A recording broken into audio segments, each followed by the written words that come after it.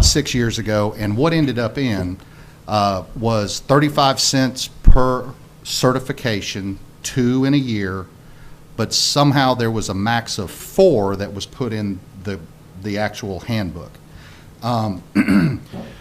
We are multi-trade inspectors, which means we look at building, plumbing, mechanical, and electrical, and we do that for residential and for commercial. So to get somebody fully certified across the board, there's 8 right there. So what I had requested, plus it's been about 5 or 6 years, what I would request is to bump that from the 35 cents per certification to 50 cents per certification with a maximum of 2 in a year. So if they take the exams and they get the certifications, they can get a $1 an hour merit raise in the course of a year and max out the number at 10, because that would give them 4-way inspections in both commercial and electrical, or commercial and residential, and they could get, there's other certifications for plan review. Max out at 10? That would be they could get paid or get raises for a maximum of 10 certifications, because that's a that's a well-rounded inspector that covers everything that they do. How many do they typically have when they're hired? Well, they either have usually 1 or 2, or we have hired folks without them and given them a time period to get them. If we hire someone that's been a contractor and has not been in code enforcement, we give them a time frame to get their certifications. The more that the inspection department has as a group, the better our ISO rating is. So, and there are things that I have to do specifically as the building official in relation to ICC certifications in terms of certified floodplain manager, which I now have. I went and got that a couple of months ago. So there are things that we have to do as a group, but this is the merit raise system for the building inspectors. They generally are not considered for merit raises, in a normal annual budget cycle. We try not to, unless we have specific circumstances that we need to address. But this gives them that opportunity to, if they want to go, and they have to earn it. They have to go and take the certifications, take the exams.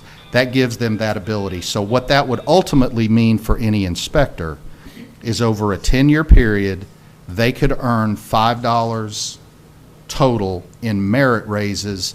And right now, as far as personnel, I don't have anybody that's really close to topping out. So that still leaves them room for annual cost of living raises and all that before they would top out on their pay scale.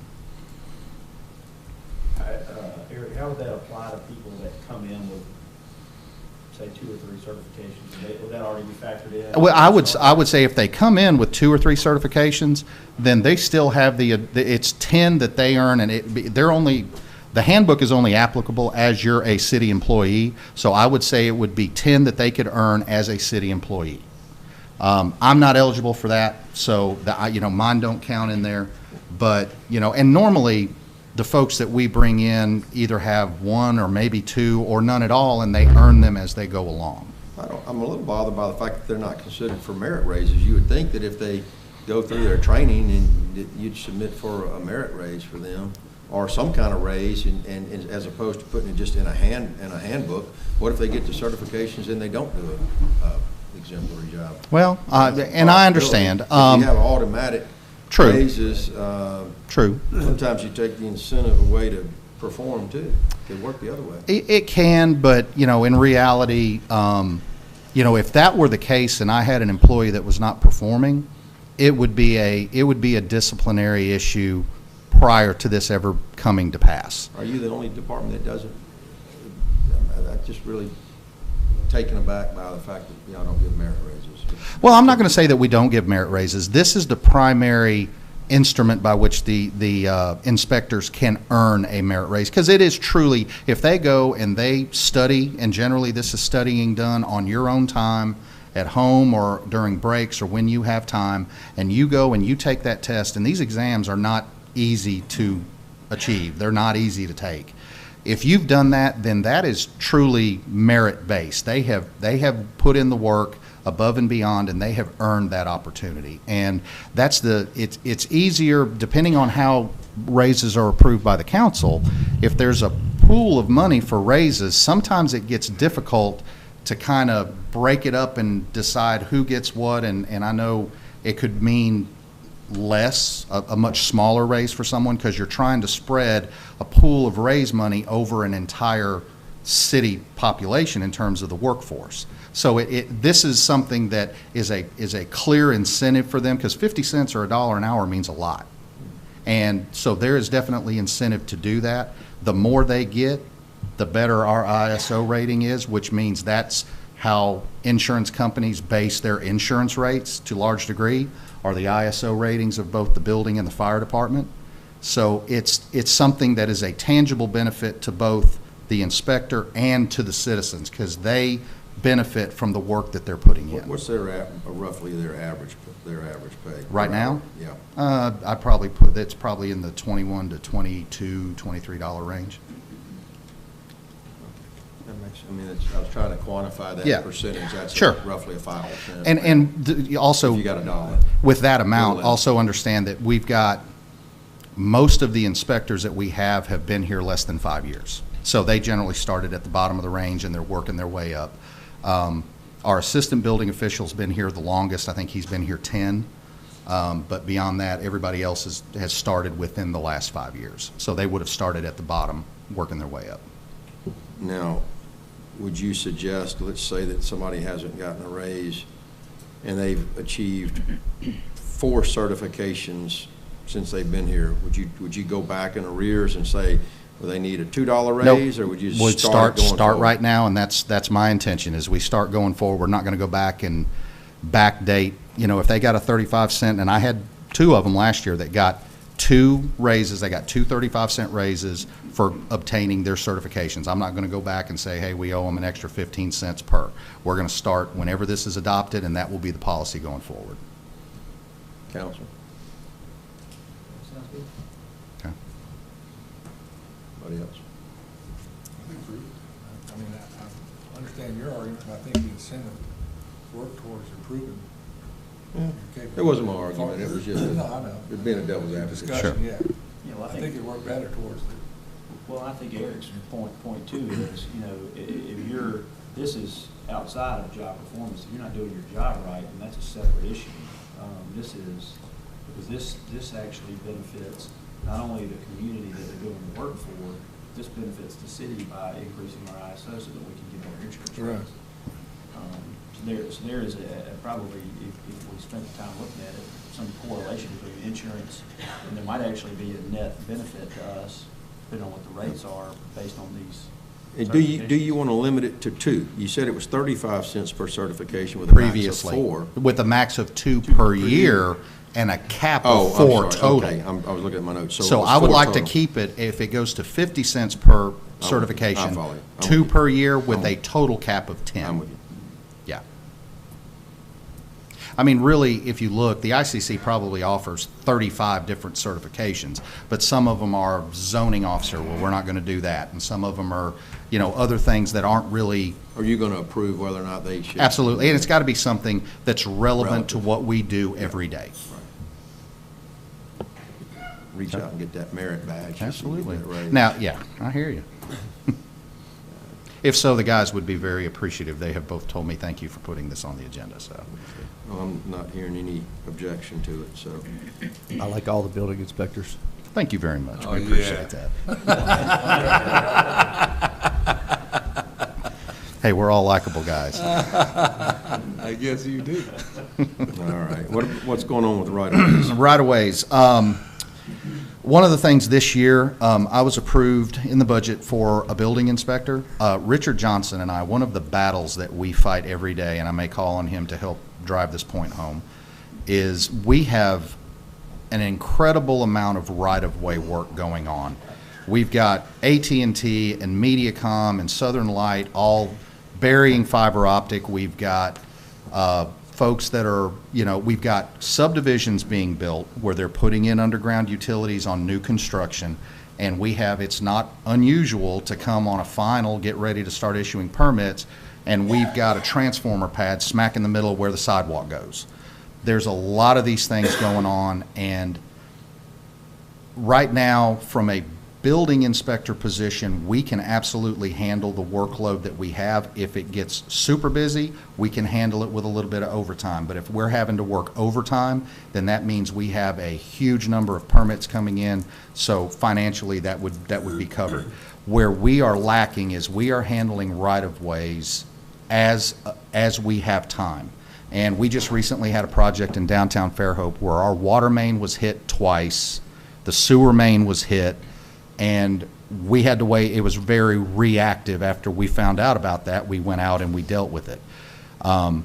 If you just kind of think about the size of our permitting jurisdiction and all of the stuff that's going on, we've got a lot of contractors out there digging on our property, putting stuff in, or one of the common complaints, and you've probably heard it too, is some of the telecom companies will run a temporary drop line. It's usually an orange cord, comes out of a pedestal, run it through the ditch line to another site to give them service, and it could be 5 months before they come back and bury it.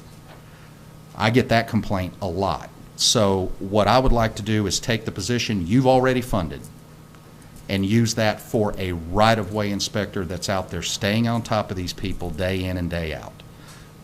It's not any change to the budget. It's something that's already funded, but we have more of an immediate need for somebody to be out there on top of these right-of-way contractors than I do for another building inspector out there inspecting buildings. And I think Richard would agree with me, because this is something we deal with all the time. In addition to that, we've got a lot of things going on, and I know we have talked about the small cell technology. We've talked about various other things. Our right-of-way ordinance is in dire need of revision. It is very old. Right now, for a telecom company to come in and run fiber in our right-of-way, the cost is 10 cents a linear foot. That is easily the lowest amount anywhere in Mobile or Baldwin County, and there's no requirement to have to video any lines to verify you haven't damaged anything. I have had countless instances where someone's come in after a subdivision's built in their houses and they're going to start running cable TV. When they start running that directional boring rig, it just keeps going. And we have found a subdivision where 4 houses in a row, they bored right through the sewer lateral for that house. We didn't know about it until everything started backing up in the house, because we didn't have a right-of-way inspector that had time in the course of a day to come back 2 or 3 times to verify that they were on top of what they were doing.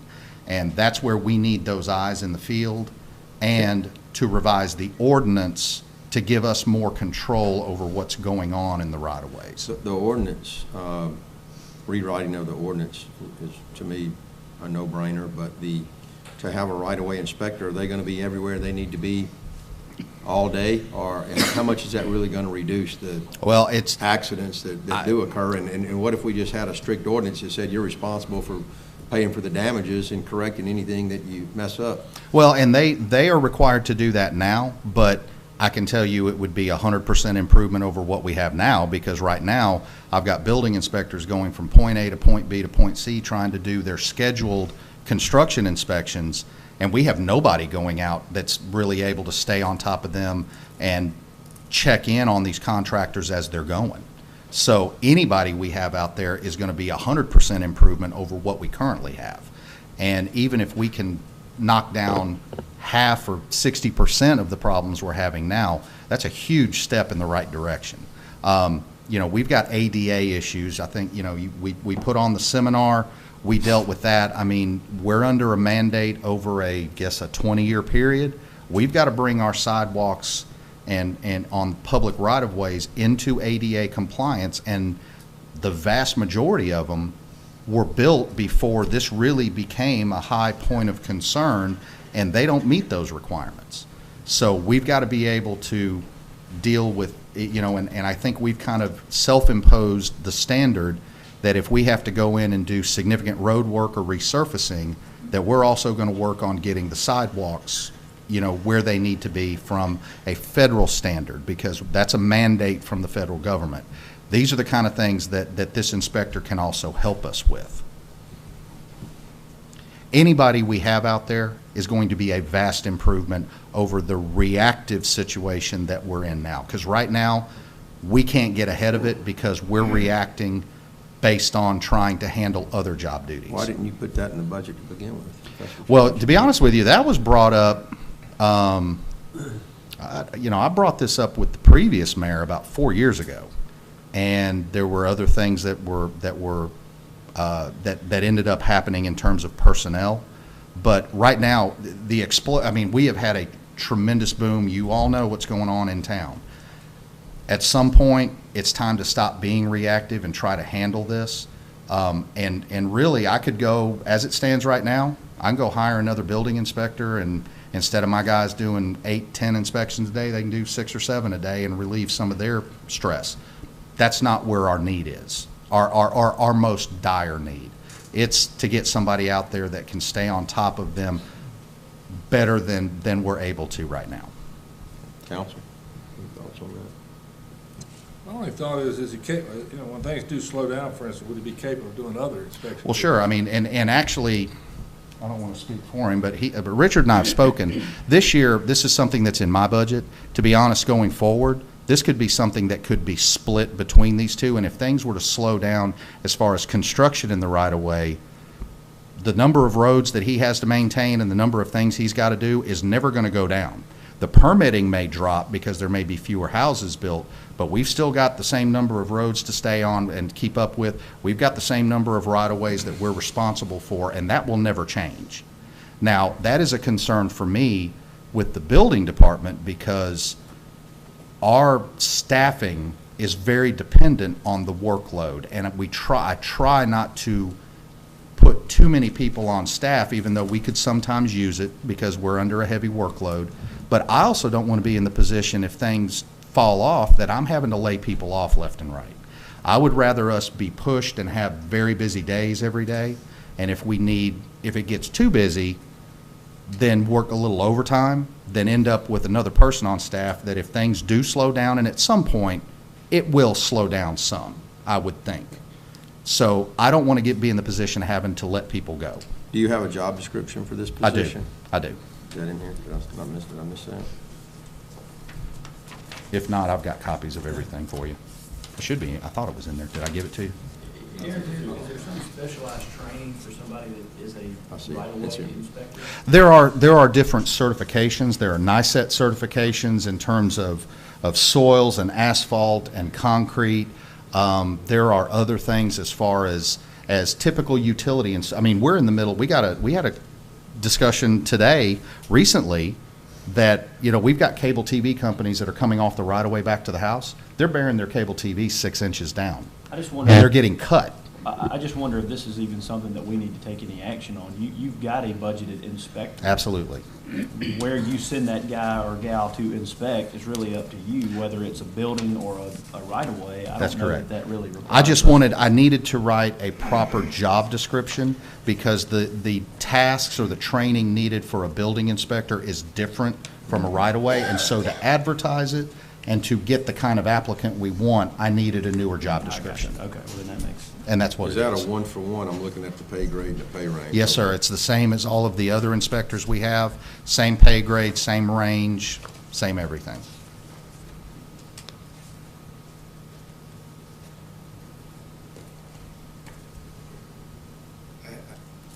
Forgive me, Eric, I would have thought that the right-of-way inspector wouldn't have to have the same specializations as a building inspector and wouldn't Yeah, they're have to different. require the same pay grade as a building inspector. Well, essentially, they're both construction inspector type jobs. So if you look at nationally, and I get, I just to keep up with it, I get updates from Indeed.com about, City of Waco hiring this right-of-way inspector, or City of Seattle. And just to kind of get an idea of what other jurisdictions are paying their inspectors, typically fire inspectors, building inspectors, construction inspectors are all generally within the same pay range, whether it's public or private. So I think it would be fully appropriate to have them in the same pay range as our building inspectors, because there is some specialized knowledge that comes with that. So Some. I would ask the council to let's turn this over to the personnel board and at least, we've done that a lot, just at least bless the just description and the pay grade. And, it sounds like, I'm not hearing a lot of resistance, but we can at least get some kind of affirmative from them and before we adopt the job description. I don't think we should make a habit of doing it in a work session. Well, and the question is, do we actually need, I mean, is it possible to, since like Councilman Robinson said, I mean, really, to be honest, it's a construction inspector position, similar to what we have now. I wanted to bring this up primarily because I wanted to let you know that the right-of-way revisions to the ordinance are going to be coming sometime after the first of the year. And we really want to think that through, speaking with Mr. Peterson and Mr. Johnson and Mike Jeffries and the water and the Jay and the gas department. We really want to be careful about when we adopt that because we want to make sure that we're covering everything we need when we change that ordinance. I don't want to come back to you in 6 months and say, oh, we forgot to add this into the ordinance, I need it revised. But with that comes the need to have somebody who can help us manage it. But I view this as just a construction inspector, same as I have a fire inspector and a building inspector and a coastal construction inspector. Those are positions within the department, and this would be one of the same. Right. And when we talked about it too, Yes. it's do we really want to have 100 job titles and job descriptions when really the set of skills and experience is what we want and an approved pay grade, but working with what we need as Yes, far ma'am. as their job duties is based on where we are as a city. Yeah, the primary reason I put this in here is in order to attract I mean, I can right now run an ad for a building inspector and then ask the applicants, hey, what do you know about right-of-ways? I would rather have a proper job description so that I get a proper applicant. I agree, and I want to go through this the proper way and have the personnel board take a look at it and say, this is a proper salary range and this is a good job description. That way we do it all. I mean, I don't think it would take them very long, and it could possibly be done in conjunction with approving it at the next meeting, but I'm just saying I think we should hand it to them. And something I would like for us It's to not look going to at be on tonight's agenda. Sure, no, I understand. But it could be on the next No, one. I understand. is, we have experienced HR personnel that's their job is to evaluate pay grades. And then of course, we're going to hopefully soon have those updated for a comp study. It kind of delays progress in day-to-day operations when we try to get a volunteer committee to do this when that's not their experience. We have, like I said, an experienced HR manager and, someone that's specific for HR benefits. Where's the delay? Well, however long it takes them to do it. I mean, this is, to me, I don't even know that having council look at a job description when you're not changing the money and it's doing something in this department that's needed. It's like, where does the micromanagement stop? I mean, I'm looking at it in a way that how can we make this more of an efficient process? Because we are going to update a lot of our job descriptions because none of them have ever been updated. I mean, this is a process that is going to take a lot of time to do, and we really want to make sure that all of the personnel are putting in, what they're doing now, because most people are not doing what their job description says, and that's a fact. As long as they're being paid correctly for that experience, that's really what council should look at. Well, I had suggested that they look at it and make a recommendation before the next council meeting because we've got a while. Right, but I'm just saying what- We've got 3+ weeks until that one. The I HR think manager it's is holding more it up, and even if it- experienced for that, and even though. if it did hold it up, we've never had one before. I don't see what the great rush is. We've gotten by for 100 years without one, and if we can't go more than 3 weeks without one, then I can't be convinced of that. But I'm saying that we have 300 job titles that are going to have to be updated, and we have to do it through the HR department. That's the qualified, experienced department to do it. Any other questions for Mr. Cortinas on this, council. Okay. Last two items, I'll run through them quickly. I want to make sure that you all are aware, as per our ISO rating, which we are probably due for one. I would not be surprised to hear from him at the end of 19 or the first of 20. We're due for another one. We lose significant points if the year codes that we are enforcing are greater than 5 years out of date. Okay? Currently, we're under 2012. We are now in 2019.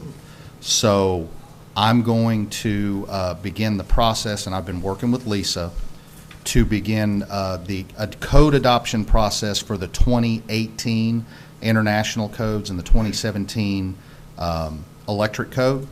That is just a very specific legal process as far as advertising and public hearings that have to be done and things. And so one of the other things that I am intending to do, I've mentioned it to a couple of the builders, each of the inspectors are working on a different portion because we've got fire codes, building codes, mechanical codes, plumbing codes, commercial, residential. I am working on putting together a PowerPoint presentation of what all the changes are, because that's the first question the contractors are going to say. What has changed from 12 to 18? What am I going to have to do differently? So while we're going through this advertising process and putting all this together, I intend to have an open house, which I don't know that I'm actually legally obligated to do, but as a courtesy, I'm going to have an open house where I'm going to come into the council chambers one night. I'm going to get it from like 5 to 6:30. I'm going to put together a PowerPoint presentation and invite all the builders and the designers to come in and broadcast that on the screens and go through. These are the things you need to be ready for when these codes are adopted that we need to do.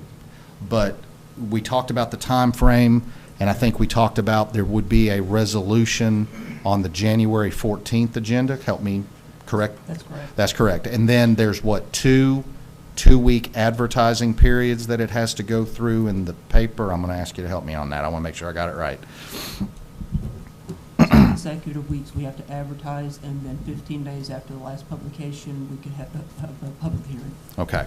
So we'll have the public hearing, and the public hearing would actually be, I think, the council meeting would be the formal public hearing. Now, I'm going to do the open house is what I'm going to call it. Separately of that, to give the construction professionals an opportunity to come and ask questions. But then the time frame we're looking at is January 14th for the introduction of the resolution, publishing and advertising. Then I have to bring 3 full sets of codes to Lisa's office for anybody who wants to come and peruse the new codes and decide if they have any questions. And then, so we're looking then at the last meeting in February, if the council will suspend with the rules and a vote for immediate adoption. If not, then we're looking at, okay, then we're looking at, with the layover, it'll be March, the first meeting in March. Should I looked at you first? Okay, sorry. We'll suspend it March 2. Understood. So, but I wanted to make you aware of it because you're probably going to get questions. I want to make sure the mayor's aware of it because it is just, I have not been through a code adoption. I came back in 2012. They had already adopted the 2012. This is the IBC? It's the IBC and all of the subsidiary codes that go along with it. So, and there's other things that have changed. You know, the state in its infinite wisdom has decided to write an energy code that we are not currently enforcing, but ADECA is begging me to come into line with everybody else. So we're going to adopt that. We've also, the biggest change is we have a city code supplement with city-specific requirements. I'm working with all the city departments because we have some unique concerns in Fairhope that are unique to our area and that we will list in that supplemental code. One of the major things is drainage and protecting houses from flooding. And I have that conversation multiple times a month that water flowing through your yard during a rainstorm is not a flooding problem, as long as it's not there 3 days after, 72 hours after a rain. Water in your house is a flooding problem. We're going to protect the properties by discussing ways to require a higher elevation of your building floor levels, because I don't want water coming back, and depending on how a contractor grades a lot, some of them are doing them flat slab on the ground, and then the grade from the street coming back to the house is downhill, and they'll flood. So we want to eliminate some of that. I thought we already addressed that, did we not? We haven't yet. It's not formal. It's not formal. And I have actually gone to some builders, and I said, what are some of your ideas? I've told them what we're trying to accomplish, and I've incorporated some of their ideas in.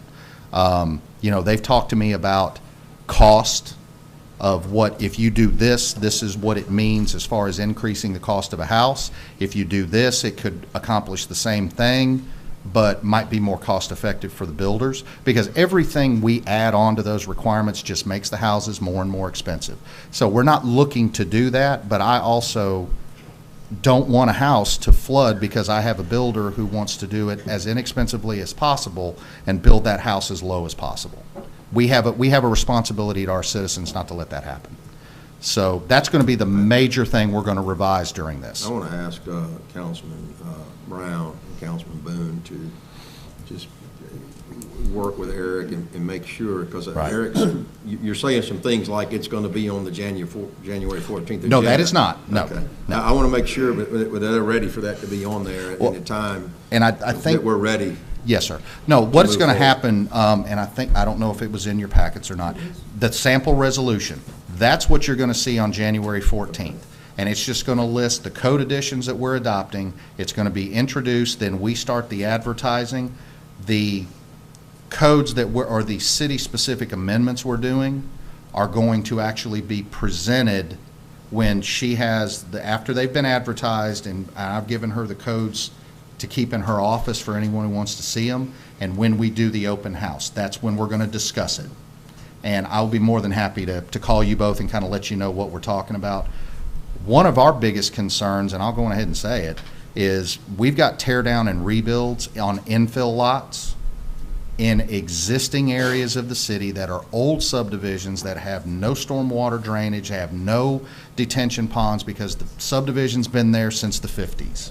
There's no detention, but we're tearing down smaller houses and building larger houses with much more concrete, and it's causing drainage problems and runoff battles between neighbors. There are some things we can do there as far as bioretention and swales and things that they can do when they build those houses. We're going to have to wrap it up soon. Sir, We've got okay, 4 sorry. more items. Okay, no, I've got one more. The last thing is, The last thing. wait there's a minute. one more thing. It's I don't the see it on Board of here. Adjustment. Board of Adjustment. It's not on here. Is it not? No. It's in here. I mean, it's It's in the packet, sorry. Yeah, it's Okay, not on- very last I thing, and don't- I'll finish I up. don't- Okay. I don't- Right now, and this was based on a legal opinion of a former consulting attorney for the city, that right now, if someone does not like a decision I make as the building official with a code interpretation, they have no right of appeal other than circuit court. The building code specifies that you are to have a building code board of adjustments as a right of appeal of a citizen or a builder to appeal a decision of the building official. We have that for zoning, we have that for other things. We can't use the zoning board of adjustments because it specifically states it cannot be related to zoning, and these appeals have to be able to cover even outside the city limits where we issue building permits. And I have cleared this, also gone and spoken to Marcus and to Ken Watson. And we are the only jurisdiction in Baldwin or Mobile County that does not have a building code board of adjustments. And I personally feel like the citizens and the builders have a moral and legal right to be able to have an avenue of appeal if they don't like something I have to say. What that would mean is it's a board that you would have to form, and the mayor would have to form. And, you know, we would ask people who are knowledgeable, engineers, architects, builders, to sit on that board. They may not hear a case in 4 years. They may hear 4 in a month. We don't know. But right now, they don't have that option. They have to go straight to circuit court and hire an attorney if they don't like what I say. If you do have that, how common could it be that, you know, you say you arguing just over whether Sure. or not somebody met the code or not? Sure. Is it going to be more prevalent? You know, they know if they have to go to court, it's almost a deterrent, which is not It necessarily a good is. thing for the Well, you're builder right. or developer. Well, and But it also is not necessarily a good thing for you, if somebody's going to say, well, we're going to the Board of Adjustments on building codes, every time you tell them they didn't. Well, I understand, but Would they automatically have veto authority essentially over whatever you say? they could reverse my decision, but I mean, honestly, my opinion is my job is not to be right. My job is to get it right. And if I interpret something that may or may not be correct, I've reversed myself after having discussions with designers before. I'll read something they're doing and I'll say, nope, I don't think you can do that. They'll send me a write-up and say, look, here's how it is in the code. And I've gone back and said, you know what? I think you're correct. I think that we need to have, I think that the builders and the citizens deserve that right of appeal. And we have it for other functions in the city. I think it should happen here. And legally, actually, we're supposed to have it. Will you put that state statute and? Yes, sir. And how it's created in our boxes, have a clerk put Sure. that in our boxes? What I did give you was the building code section stating the Board of Appeals, and then I even went and found a bylaws example, and I tweaked it for us, and, you know, you've even got a sample of what bylaws could operate under.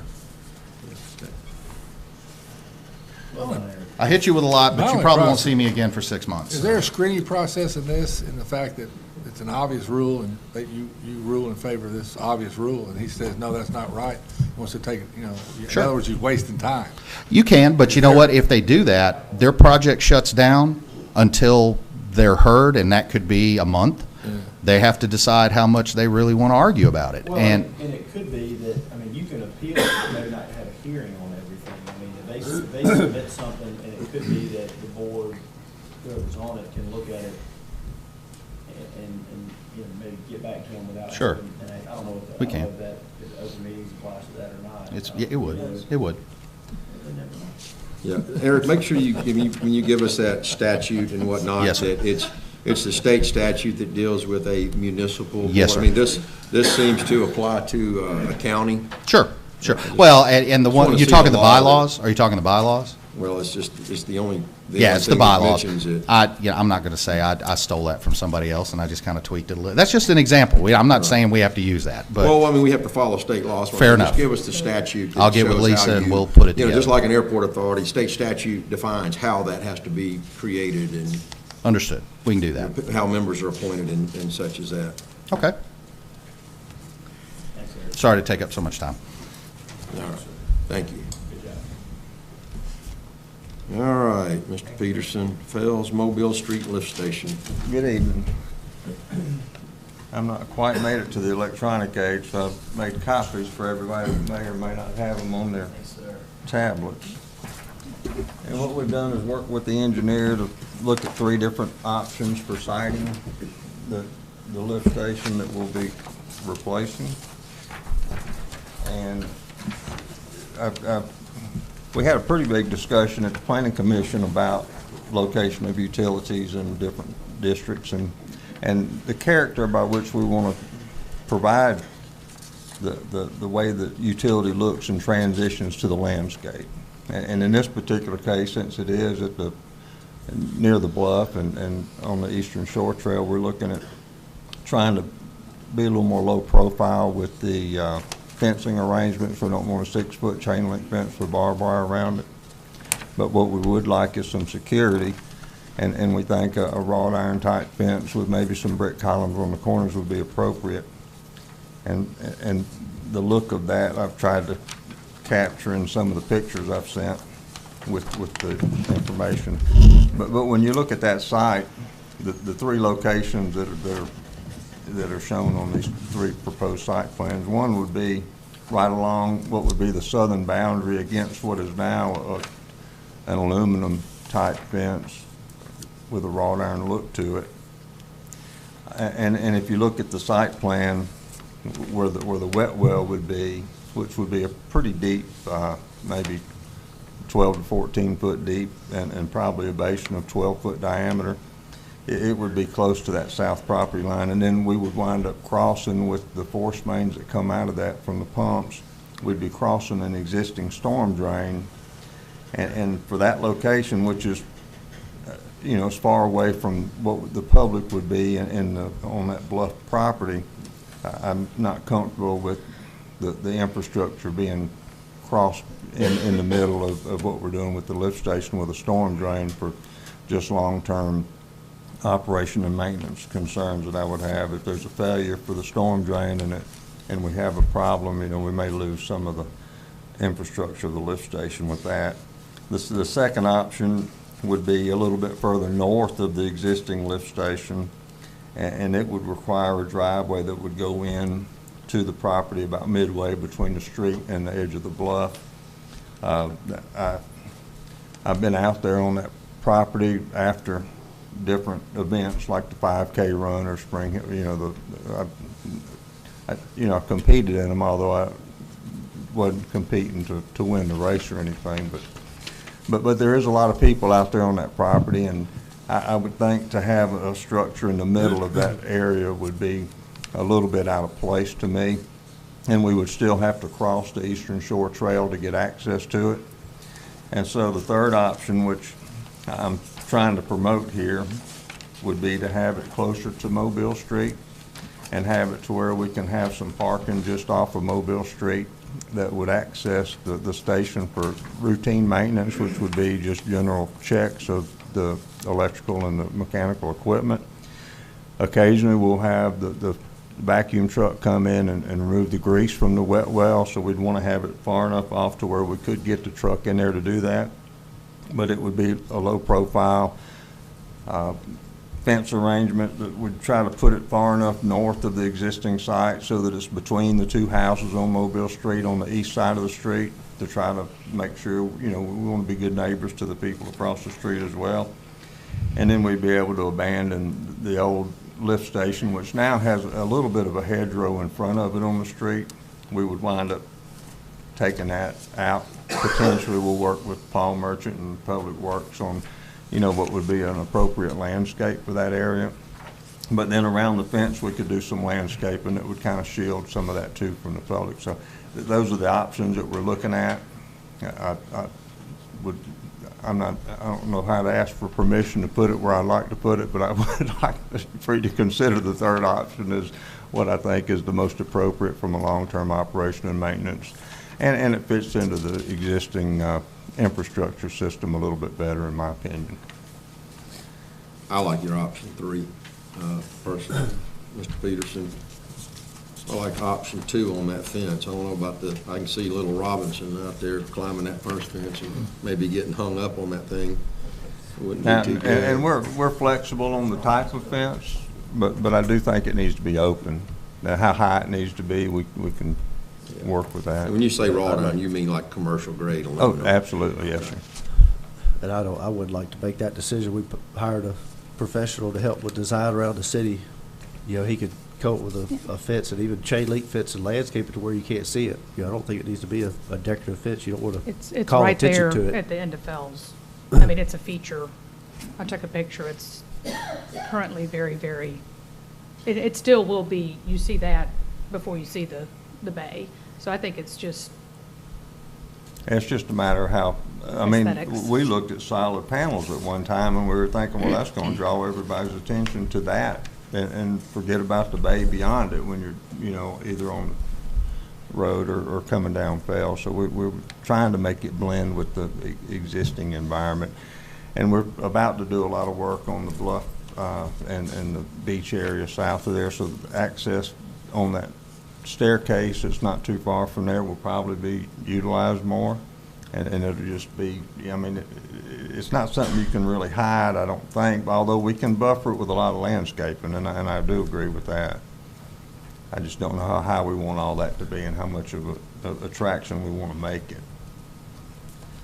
Anybody else? I commented on the location, but I want to hear from council. Any other comments or suggestions on that? I mean, if we could give him some kind of cursory nod on the location, we can Yeah, I have no talk about a argument fence as far later. as the location. You know, the bottom line is it's relatively in the same place. It's just the configuration of how you're going to put it close relative to the street. Right, that's exactly, So it's all and what the we same. will wind Not up, like this what we, location and A mile down the street's another location. It's all And what right we here. will do is take the Eastern Shore Trail and go around the back Right, side of it. So when you walk the trail, you'll be looking at the bay and not at the lift station. And when we're working on, I mean, you've seen us working on it before. We have a lot of trucks around there. Most of us park on fells because there's no real good place to be off the road there. And you have people walking right beside you. And it's kind of, you know, it makes it difficult to manage that job site when you have it that open. So that's what I'd like to do. And if I could spend just a little bit of time with. I just want to mention one I'm thing. sorry. Our auditor We did have travel two- to we have come two here big agenda to items left. discuss We have to go on the some website. things, and he You got traveled something from real out of quick? town. Well, we had a pretty extensive water main break Sunday, and I give credit to all the people who stayed over and worked on it through Monday, in fact.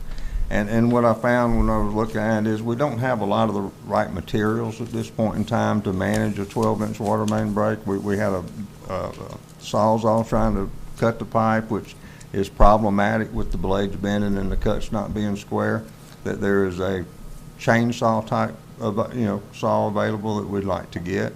And then the shoring was a little bit suspect as well, so we'd like to get some lighter weight shoring that we can provide, you know, safety to those people when they're working in those conditions. Where did it break? It was just- Was that an accidental cutting through Yeah, again? I think it was just a stress, you know, stress crack's all we can figure. There was no lightning that hit it. There was nothing that you would think would be, you know, something that would, there's no physical damage that was done to the pipe before it broke. So we've had several sections of pipe in different locations that just seem to have a problem with, whether it be pipe that was left on a yard and UV, you know, deterioration occurred before we put it in, or, you know, or just there's a water hammer on the system from the flushing system. I'm not sure what caused the break, although I am thinking about taking a section of the pipe and getting it tested just to see if there's, you know, if it still meets the specifications that it was designed to have, you know, put in.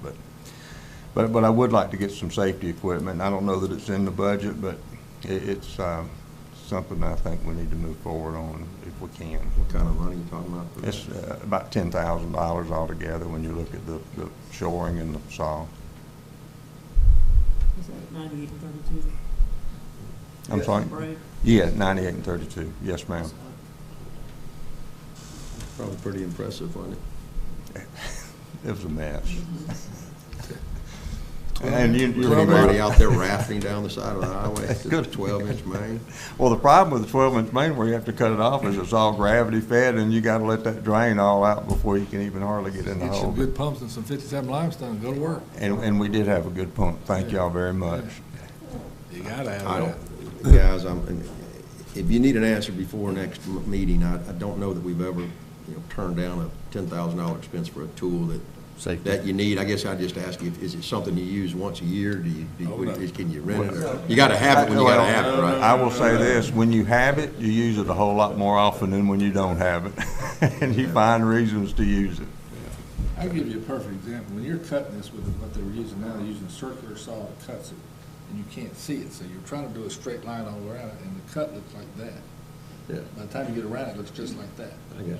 The saw will go all the way through it, and you just cut all the way through the whole thing. It's You not a recommend straight we cut. get one? You're dang right. Well, Mr. Boone said we need one. Thank you. Thank you. It makes life a lot easier. I would also recommend a stockpile of 57 limestone out there in the yard, because you need that all the time over a period of time. Mayor Wilson? I'm going to go ahead and have You Lee gonna skip Parks the come up. floor, or- Well, I mean, I don't know how much time we have, so I'd We'll rather, give you about 20 minutes. no, I'm just saying that I'd rather Lee Parks start, because if we don't have time, we can put the sales tax ordinance on the next Okay. work session. Go into number 4. Okay, thank you, Lee, for coming. I appreciate it. And I wanted, this is really,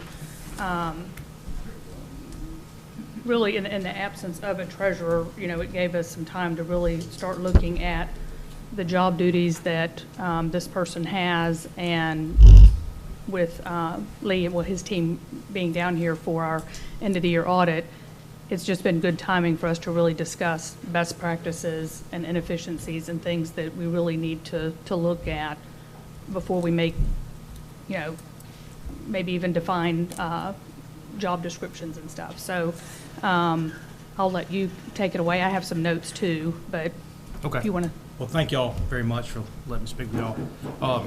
I guess a little history, when we were doing the 2017 audit, we had encountered some issues getting some information from the previous treasurer on a timely basis. And when we were working through that and communicating that with the finance director, it became apparent that the treasurer department and the finance department kind of were autonomous and worked independent of each other. Although the nature of accounting, they overlap. So that they need to be working together because they have the common goal of providing financial reporting. So we kind of looked at that and noted that, that's the current structure is unique in Fairhope to have two separate individual departments that are the finance or accounting function operating independently of each other. So one of our recommendations basically was for maybe the city to hire a consultant to come in and evaluate the organizational structure to see if there's any efficiencies that may be gained by modifying the current structure. Each city is unique, so there's not a right or wrong structure. But Can I stop you, just because I don't want to forget some of these questions? May I stop you? Absolutely. So when you say that it's unique that we have them operating independently, is it unique that you have a finance department and a treasury department, let's say, is that unique? Well, I think there's always, when you, treasury is the receiving of revenue. So really every city, it has a unique structure, but usually the treasurer function would operate under the finance director. And sometimes you'll see the term treasurer and finance director being used interchangeable. So you might look at a organizational chart from a various city and they might call it a treasurer or they may call it a finance director, but very few times you have, it comes down to the chain of command and who's got the authority. And typically there's a director or someone in charge, and then it goes down to the various components of the finance department.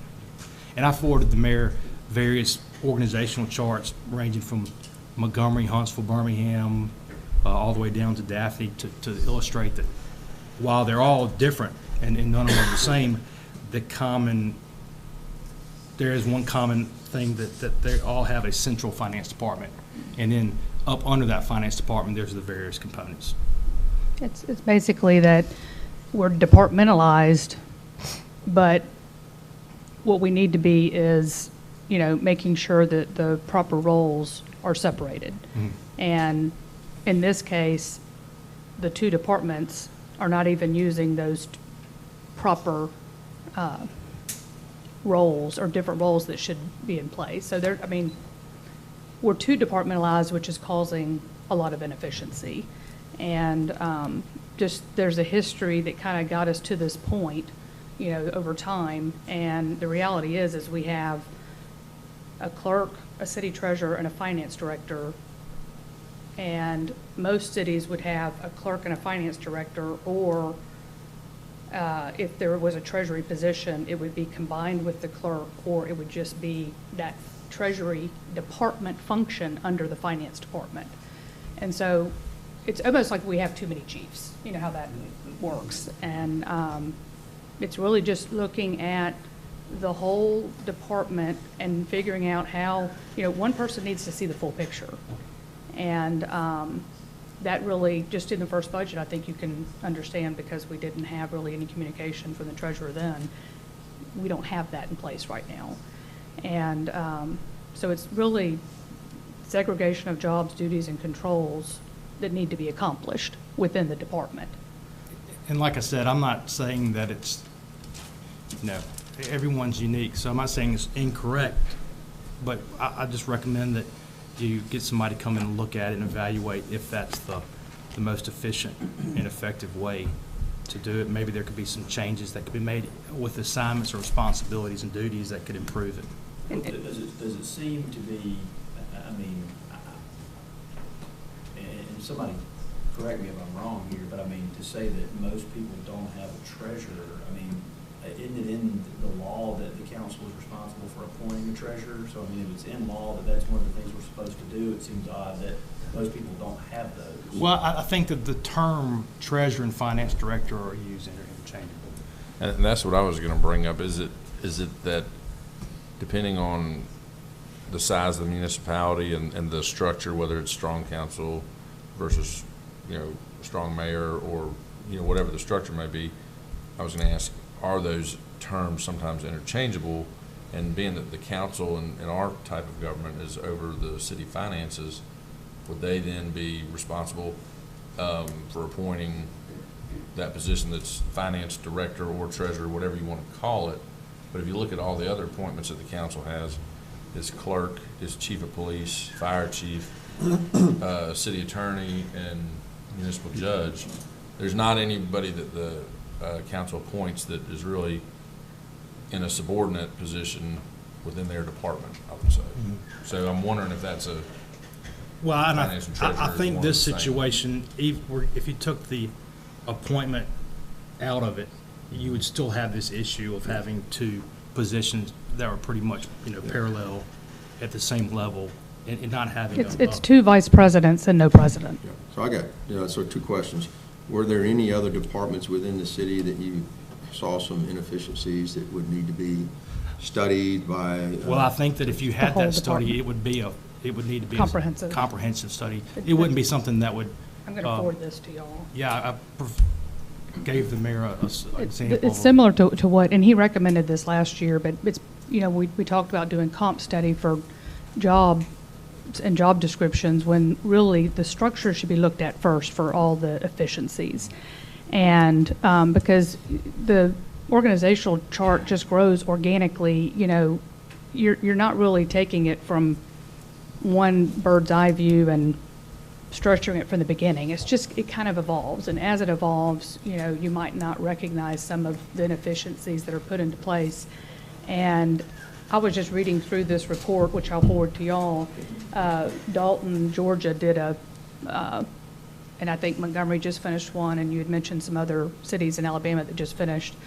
They just look at the overall organizational chart and how those are structured and how communication and things flow. It's just one of those things that when it's done right, it will pay back tenfold. Finance would just be a component of it. They would dive into public works, police. So a couple more questions around that.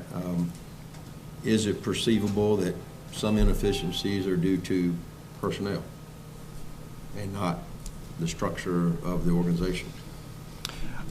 Well, I mean, obviously yes, but I You think said that, that you had a hard time getting information well, I think for that, an audit, which could lead to, certainly, if you're having trouble getting that information and people down the hall can't get that information, that's definitely inefficient, but it could be Well, rectified by a change in personnel. it magnifies it, obviously. Yeah. And obviously, if you had a good, if the working relationship was good, then it might mask the situation, but you still have that potential of Two chiefs. I mean, there's not one central, and we can't find a municipality that has two departments like this. I mean, there just doesn't, and this is not something, but it's just something I've recognized just in the budget process alone, that even the job description that is put into place for the treasurer, none of those duties are even being done. I mean, it's just not the reporting part of it. I mean, you really need to have one person that reports on everything Yeah, it seemed quarterly. like it would make sense that if that was the one person and the council's in charge of the finances, you put the treasurer in charge of the finance department. Right. To Jimmy's point earlier. I think that's kind of what the law contemplates in the way it's set up. I mean, the law's there that if you do a treasurer, that would be, like I said, it's either part of a clerk, and some of those duties that the treasurer does, the clerk does. Yeah, And then, or you would have that person, I mean, there are that's cities not that true. don't. The law specifies a city clerk and a treasurer both to be It- appointed.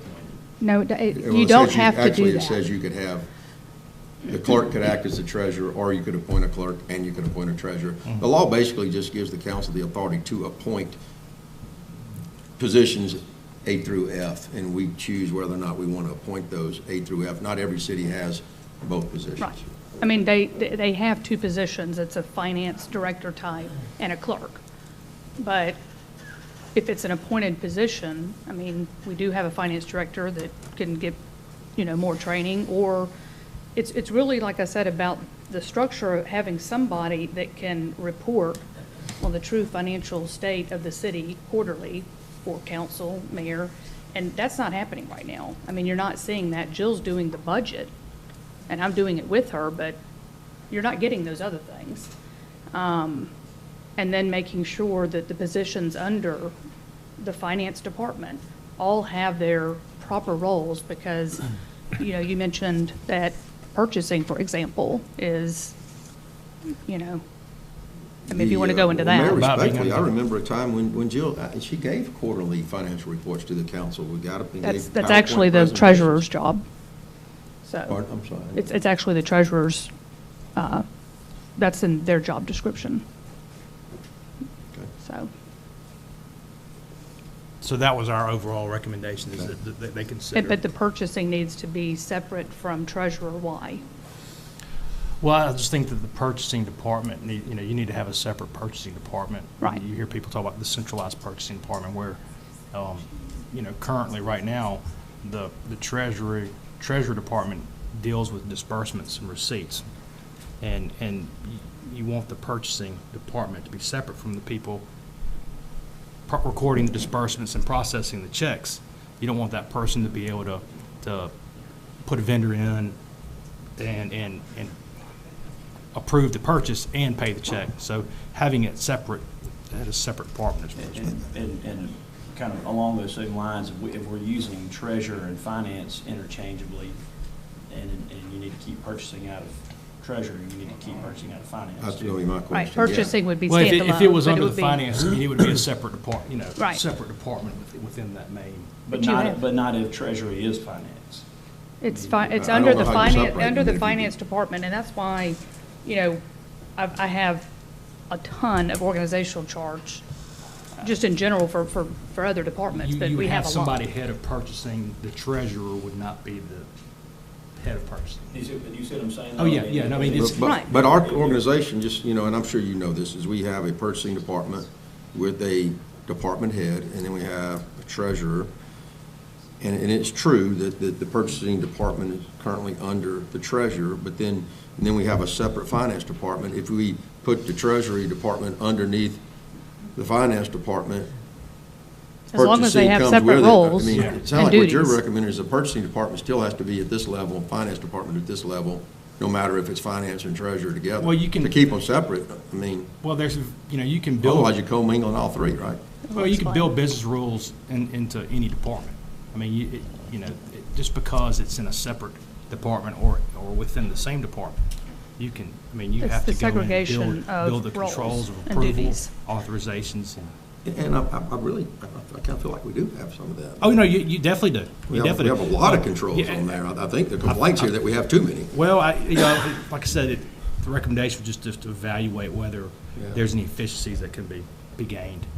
I think we should always be doing that regardless. I think any city In that's, any department. yeah, any city that's gone through this process, and it can be painful to do a self-evaluation like that and get somebody to come in, but there's a lot of efficiency that can be gained, not just within the finance department, but as a whole. All the But, departments, yeah. and it's going to be hard to evaluate that, in the city of Fairhope until we get that treasurer's position filled. Otherwise, the evaluator is not looking at the way that we've been operating. Well, you can do you can There's an efficiency appoint now a if we don't have treasurer. a treasurer. If you can appoint a treasurer, but right now we have a pay grade based on a lot of things that a treasurer shouldn't be in control of. So if that job description changes based on true checks and balances, the pay grade might be different, but regardless, you can appoint a treasurer. It just needs to be really in a structure that all the information is flowing. So there is one person that is really showing the true financial position of the city. I mean, it's not something I could, Mayor, micromanage. I mean, it's too departmentalized now. If you had somebody that was trained to do and oversee all of these things, it would be a lot more crystal clear picture, if any given time. But because it's all separate, it's like, okay, that's your department, I'm not gonna have anything to do with that. That's your department, I'm not gonna have anything to do with that. And that really is the way we're structured right now. I mean, it's just not, it's not efficient. Here's some copies of those organizational charts that I had sent the mayor, and you can see that. Any questions, council? I think the other thing is that when you said that we have checks and balances and we might have too many, we don't have checks and balances right now. That's what he's trying to say, is that we do have job roles that shouldn't be under, there's a lot under, certain people that need to be spread out Well, I and think, separated. the lack of the treasurer does, open up an issue with segregation duties, because that supervisor position is missing right now, so Yeah. everybody's. I was gonna say, an evaluation is not a fair evaluation right now. Well, it just, It at least is. in the interim period, that they're, you need to make sure that the controls are in place and that somebody's reviewing it, maybe outside the department, just doing a cursory review of what's going on. For sure. That's for sure. As an accountant, we definitely like controls and checks and balances, so even to a fault sometimes. Yeah, and I guess that would be my other question. Is there a benefit to us having a CPA in place in one of these roles, either treasurer's, finance department? I think that, always. I know that's loaded asking the CPA. Yeah, it's sure. Lawyers are great, and I'll be the first to tell you. Yeah. So I'm asking you Yeah, about no, that. I think that's always great. However, I don't, I don't think that necessarily is necessary. And, and I'd like to just say that everybody in the finance department and in the, within the treasury department that we've worked with has been great. Sure. And, it's probably one of the better operating cities as far as accounting department that we've worked with. I just think that there's some areas of improvement that with the hierarchy of getting those two departments working together. But to Anything answer your else, question, Councilman? I don't think that there's anything to gain by trying to, say that somebody has to be a CPA. Because I don't think I we've would had want, that requirement of our treasurer. I think, at least in the two that I've been here, we've hired CPAs, but I don't know that that's been a. That was a I think it is a requirement. It was a requirement. Well, it's something that you have in the job description, yeah, but it it's would be not something that you would consider, but I would almost prefer governmental, control. fund accounting Okay. experience as opposed to a CPA, because you could get somebody who's a CPA that's never had any governmental. totally different. And it would, the learning curve would be pretty good. Well, I think the idea of doing an evaluation or hiring a consultant to study the efficiency is not a bad idea, but if you're talking about going through the whole city, all the job descriptions, the organizational chart, that's that could be not a that. pretty, We have a Well, you comp said- study, and then you have this, Right. which is more about structural efficiencies. but would you At not what you're also set up. hire them to take a look at the organizational? No, not I mean, the necessarily. organizational chart and the job descriptions at the No. same time? No, the job duties That in could be a finance. phase two, maybe. Yeah, but Yeah, I'm just- that's more of a comp study to make sure the pay grades are in place. The finance, they would make sure that, there's certain controls in place for different Right. people. But the job description comp study is a study that's actually in the budget right now, but it might be proper to do this first, because then you're putting together a lot of jobs and job descriptions that might not necessarily be needed. And like I said, this was, during the course of the audit, we typically provide feedback of areas that we see that could, we think that could be improved or maybe looked at. And this just happened to be one of those ones that we communicated. Okay. Excellent. Thank you. Thank you, Thank Lee. you all very I much. appreciate you Appreciate coming. it. Mayor, can I ask you to punt on the sales tax until next meeting? That's what, I knew that we Okay. wouldn't have enough time, I'm so. sorry. That was, Mr. Cortines took all the work session. Guilty. So let's go through the agenda very briefly, council. Let's try to get through it in about 10 minutes, and then we'll take a real quick break before the council meeting. We will have an appointment, or we'll have a vote for an appointment on number 5 for the judge, and we will have Judge Jody Bishop here to swear in Judge Snedeker. And so we'll have a little break right there to do that. And then we will have final adoptions considered for 3 items. I think those are self-explanatory. We have a very big item, number 9, appointment of chief of police. There is, I believe we discussed item 10 in the last work session, which is why that's on there. And who would talk about item 11 if we had a question about the overhead door rejection on that bid? Who would that be if we do need to ask a question? I think Lance is going to be in attendance. He's familiar with it. Is that you, Lance? I haven't been familiar with it, but I ain't speaking about it. I haven't been directly involved. But I know a good bit about it. And he knows more than me.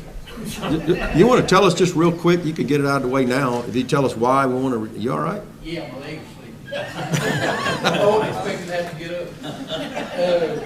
Would you have done anything different? You shouldn't fall asleep back there. Just my leg. Oh. What little bit I know about it Real quick. is Sam Bailey from Bailey Commercial Door won the bid, if I'm correct. The bid turned out to be a tax issue. He wanted to buy the doors and fall under the city's tax number. Well, maybe the bid that he won wasn't quite worded that way, and they weren't sure how to do it with the previous treasurer we had in place. So it turned out that we were going to buy the door ourselves, and Sam was going to keep the bid. He was going to just do the labor. Well, then it come up that the door was above $15,000, so we got to bid the doors out because we went above the limit. So then we decided we just need to push this to the side and start this over again. That's enough. That's enough to know right there. Yep. I like it. Right. Okay. Item 12, considering the parklands. Tom, where's Tom? You going to speak to that, Tom? Yeah. Let's do that in the meeting.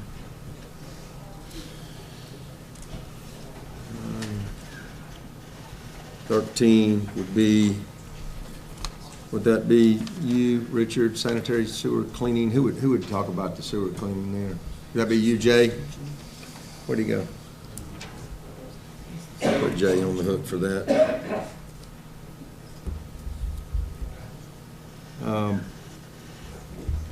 Mayor, I have a question for you. Maybe you can answer, or maybe you can point. Maybe it's Jill.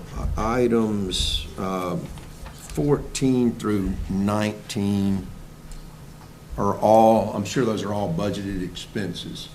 Because we don't have a treasurer, the question that I had was, do we have the funds in the bank to purchase them now? Because typically, you get your revenues in over 12 months, and we're spending a lot of money, and that's okay because they're budgeted if we have it, but typically we have a treasurer to tell us that we have money in the bank to spend. Well, she's definitely doing that, but So that we have pertains the to all those budgeted items. capital projects fund, and it's also in the capital projects fund that we're using for that. So when we talk about the ordinance, the sales tax ordinance next time, we'll explain. We're buying You can't buy items equipment out of the 14 capital through projects 19 out of the fund, capital Oh, we have projects capital fund. purchases too. Okay, capital purchases. I always accidentally use those That sounds similar. interchangeably. That sounds similar. Okay, so we have it in the capital purchase fund. Yeah, I'm We're sure of that, Jill? And that's what I'd like to see really more is showing when we have these purchases is just, if you ever want to get to that point, is showing where the money's coming from to purchase these. And that actually is in the budget too, which, if it's coming out of impact fees or capital projects or purchases or general fund, so. Okay. All right, so that covers those, all of the questions we had on those items. Who will speak to the Pure Avenue boat ramp bulkhead? Richard, you want to give us 2 minutes on that now? I'm trying to expedite the meeting because it's going to be a long meeting as it stands. Just very quickly, this was the last little holdout Nate reimbursable project. We had damage to the bulkhead. There's 2 outfalls, there's some environmental things, there were some design considerations. That is going to be reimbursable at 7.5 cents on the dollar, and it's just the last public works related FEMA public assistance project. Okay. Thank you. Yeah, thank you, Richard. Richard, who's going to speak to item 21? Mr. Peterson?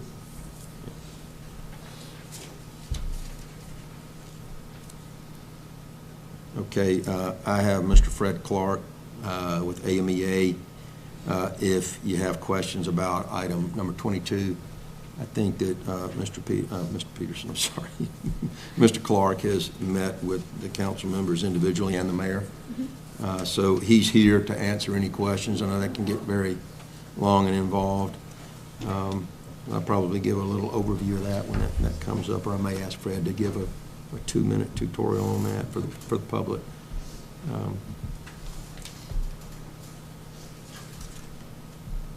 Okay, and then item 23 is something that was added to the agenda as a result of the executive session. We should all be familiar with that. So we need to ask the city attorney a question for that.